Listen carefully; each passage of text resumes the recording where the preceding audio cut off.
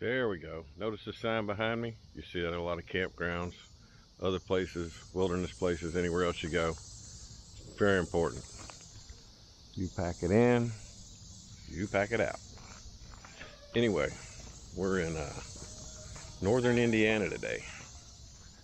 I'm in construction, travel around for work a lot. First part of this is going to be a PSA. It'd be a public service announcement. And it is, if you are in construction and you're young, obviously looking at me, I'm not that young. But I was once upon a time. And had I known to wear my earplugs then, I'd be able to hear better today. When my wife says stuff, I wouldn't go, what? Every time she asks me a question. Wear those earplugs. They're inexpensive. They're easy to find on the job. Everybody's got them. And all you have to do, roll them up, put them in your ear, and keep on going. Anything you're running from, hammer drill into a concrete wall. On the job that I've most recently been on, there was a framers framing up walls with metal studs. And they're cutting those metal studs with a small circular saw with like a metal blade. I don't know what kind of blade. It's a screaming loud blade's what kind it is. And it's deafening. And I even stopped one of the guys. I was like, hey bro, here are some earplugs. He was like, oh, it's not that bad. I can't hear anyway. I was in the Marine Corps. I said, well, thank you for your service. I do appreciate that. But please put the earplugs in because you're going to be deafer than anything. You know what's fun about being able to hear? Children. Pitter patter of little feet. That's pretty fun, but you don't hear that as much as you do like a little kid's belly laugh. That's fun. That's what I'm talking about. That's what you need to be able to save your hearing for. If you're going to go deaf, it ought to be from loud pipes or loud music, not from construction equipment. Cutting pipe, drilling into boxes, whatever it may be, running a portaman, cutting those stupid studs. Anything. If it's over however many decibels, I think they say 80, you need hearing protection. I wear it all the time now, but the damage is done.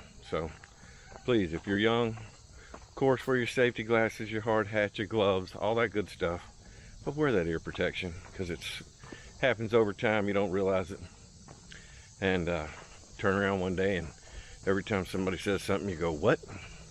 And they don't appreciate it. Trust me.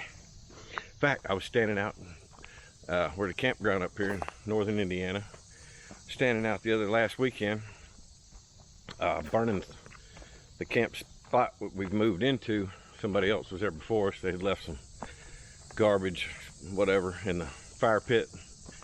So I was burning it.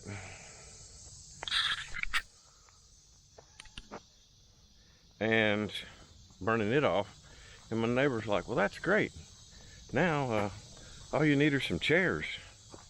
I looked at him confused. I went, carrots?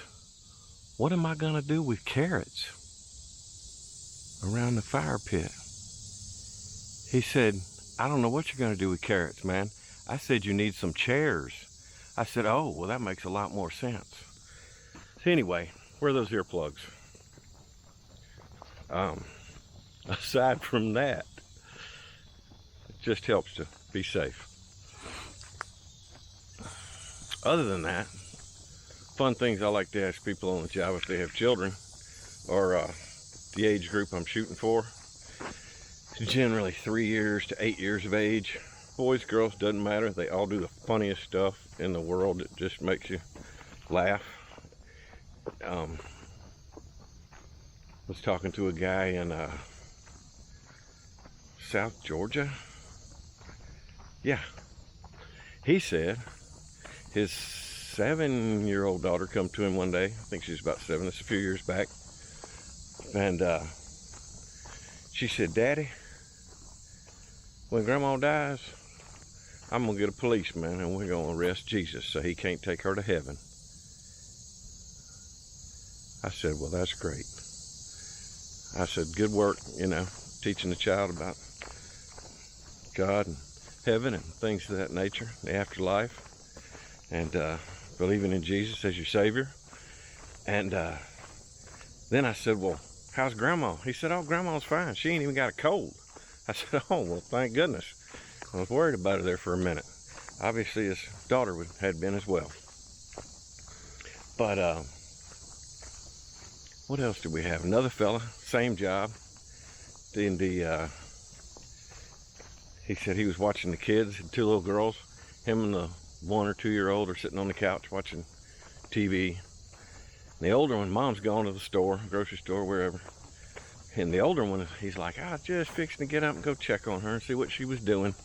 About that time, she said, Daddy, close your eyes. He said, okay, they're closed.